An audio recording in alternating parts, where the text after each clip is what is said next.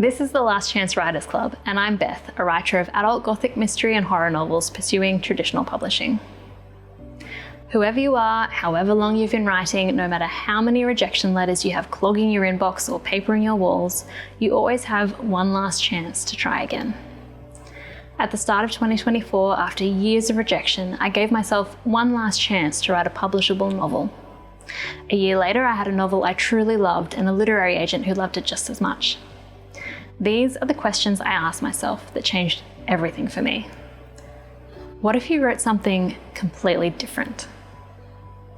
Maybe that question scares you, or maybe you feel a tingle of something like curiosity and excitement somewhere in the vicinity of your gut. That feeling is an invitation. It's the same feeling I had after I gave myself one last chance. Because if I had one last chance, I could do anything, right? Anything at all. If it scares you, that's okay. This is just an exercise. You're not going to lose anything at all by thinking about it. And I encourage you to start small. Start thinking about what you love to read. What do you love right now?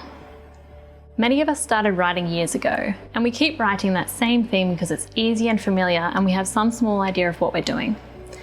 But years have passed and you're not the same person you once were. Your concerns, your worries, your passions, your tastes, they've changed, and what you write should change with you. I started writing when I was 19. When I looked up years later with half a dozen YA novels under my belt, I realized I rarely wandered into the YA section of the bookstore anymore. YA made up about 20% of what I was reading, and my motivation was more market research than passion. Do you feel passionate about what you're writing? Or do you feel tired? If it's the latter, what if you wrote something completely different? I studied economics very briefly, and one of the key lessons that stuck with me is the sunk cost fallacy. This is the reluctance we feel to abandon one path because we've put so much into it, when the reality is we have so much to gain by trying something new. Maybe this is true for you. It was true for Emily Henry. Emily wrote and published 4 YA novels before a sense of burnout pushed her to write adult romance. Her novel, Beach Read, propelled her to a phenomenal level of success. In 2010, a struggling mystery writer named Todd Ritter submitted a psychological thriller to editors under the pseudonym Riley Sager. Now he's a New York Times bestselling author who has sold over 3 million copies of his novels. If what you're doing right now isn't working, you have nothing to lose by trying something new.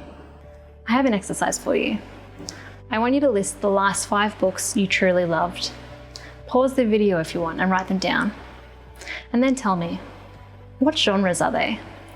What elements did you love? What did they make you feel?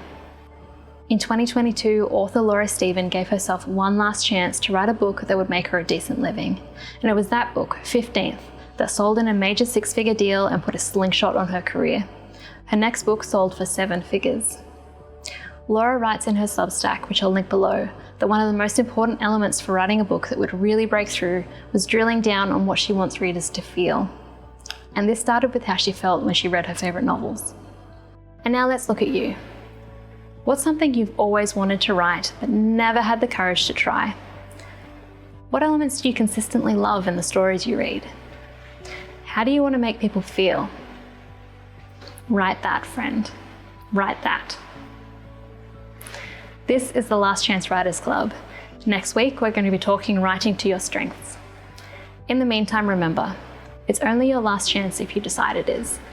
It's never too late to try again.